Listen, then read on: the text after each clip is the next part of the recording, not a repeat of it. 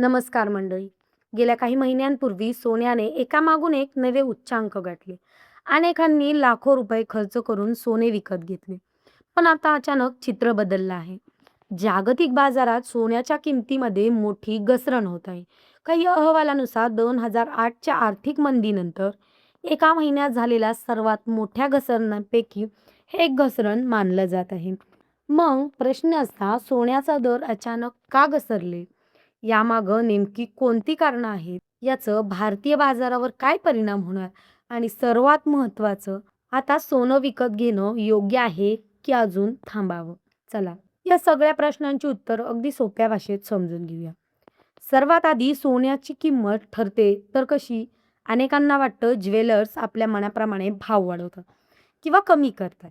पण प्रत्यक्षात सोन्याचा दर ठरवणारे अनेक जागतिक घटक असतात. त्यामध्ये अमेरिकेची अर्थव्यवस्था, डॉलरची ताकद, अमेरिकेचा व्याजदर धोरण, जागतिक युद्धाची परिस्थिती, महागाई, केंद्रीय बँकेची खरेदी आणि गुंतवणूकदाराचा विश्वास हे सगळं घटक महत्त्वाची भूमिका बजावतात. यातील कोणत्याही एका गोष्टीत मोठा बदल झाला तर त्याचा परिणाम थेट सोन्याच्या किमतीवर होतो. गेल्या वर्षभरात सोन्याने विक्रमी तेजी दाखवली. अनेक देशांमध्ये युद्धाचं वातावरण होतं. महागाई वाढली होती. गुंतवणूकदार सुरक्षित गुंतवणुकीच्या शोधात होते आणि त्यामुळे मोठ्या प्रमाणावर सोन्याची खरेदी झाली. भारतातही अनेकांनी लग्नसराई, गुंतवणूक आणि भविष्याची बचत म्हणून सोनं विकत घेतलं. म्हणूनच सोन्याचा दर सातत्याने वाढत गेला. पण आता परिस्थिती बदलू लागली. जागतिक बाजारात अमेरिकेच्या अर्थव्यवस्थेबाबत काही सकारात्मक संकेत येऊ लागले. महागाई काही प्रमाणात नियंत्रणात येत असल्याचं चित्र दिसू लागलं आणि अमेरिकन डॉलर पुन्हा मजबूत होऊ लागला. डॉलर मजबूत झाला की अनेक गुंतवणूकदार सोन्यातील पैसा काढून डॉलरशी संबंधित गुंतवणुकीकडे वळवतात.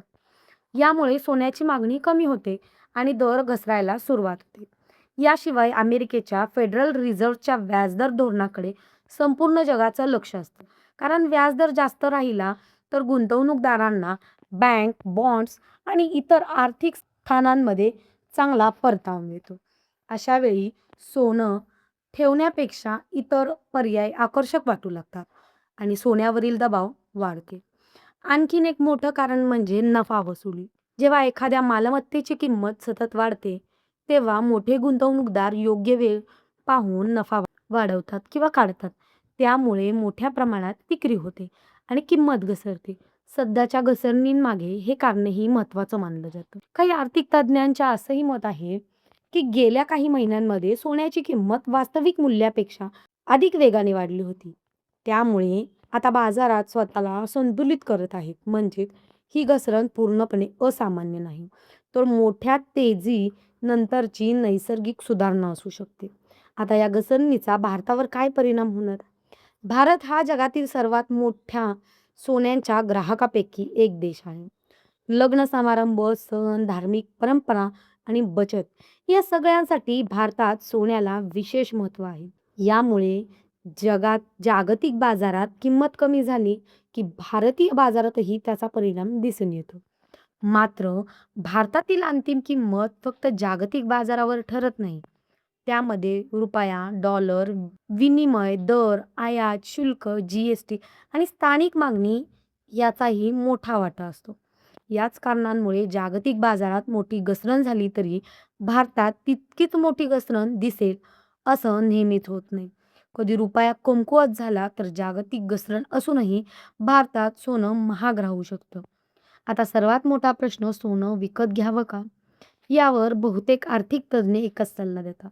जर तुम्ही लग्न, दागिने किंवा घरगुती वापरासाठी सोनं घेणार असाल आणि पुढील काही महिन्यात त्याची गरज असेल, तर दर कमी असतानाच टप्प्याटप्प्याने खरेदी करणं योग्य ठरेल. पण जर तुम्ही फक्त काही दिवसातच नफा मिळवण्यासाठी सोनं घेणार असाल, तर घाई करणं योग्य नाही. कारण बाजारातून अजूनही मोठी अस्थिरता आहे. दर पुन्हा वर जाऊ शकतात किंवा आणखीन काही काळ खालीही येऊ शकतात. म्हणून एकाच वेळी संपूर्ण रक्कम गुंतवण्यापेक्षा हळूहळू वेगवेगळ्या टप्प्यांमध्ये गुंतवणूक करणं अधिक सुरक्षित मानलं जातं. त्याचबरोबर तज्ज्ञ दागिन्यांऐवजी गुंतवणुकीसाठी डिजिटल गोल्ड, गोल्ड ETF किंवा सॉव्हरेन गोल्ड बॉण्ड सारख्या पर्यायाचाही विचार करण्याचा सल्ला देतात. कारण त्यामध्ये मेकिंग चार्ज, शुद्धतेचा प्रश्न आणि साठवणुकीची चिंता कमी असते. मात्र प्रत्येक गुंतवणुकीपूर्वी स्वतःची आर्थिक परिस्थिती, गरज, जोखीम घेण्याची क्षमता आणि गुंतवणुकीचा कालावधी याचा विचार करणं अत्यंत महत्त्वाचं आहे. एक गोष्ट लक्षात ठेवा, सोनं हे पटकन श्रीमंत बनवणारं साधन नाही, तर दीर्घकालीन संपत्ती जपण्यासाठी एक सुरक्षित माध्यम मानलं जातं. इतिहास पाहिला तर आपत्कालीन चढ-उतार नेहमीच झाले आहेत.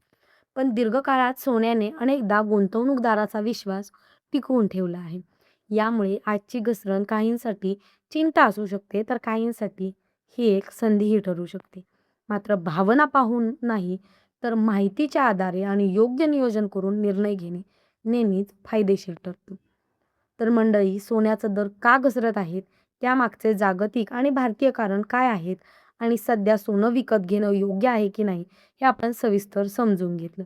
पण लक्षात ठेवा, या व्हिडिओचा उद्देश माहिती देणं हा आहे. ही कोणतीही गुंतवणूक करण्याची शिफारस नाही. कोणत्याही आर्थिक निर्णय घेण्यापूर्वी पात्र आर्थिक सल्लागाराचा सल्ला आवश्यक घ्या. हा व्हिडिओ आवडला असेल तर लाईक करा. तुमचं मत कमेंटमध्ये नक्की सांगा आणि अशाच महत्त्वाच्या बातम्या सोप्या भाषेत पाहण्यासाठी चॅनलला सबस्क्राईब करायला अजिबात विसरू नका. धन्यवाद.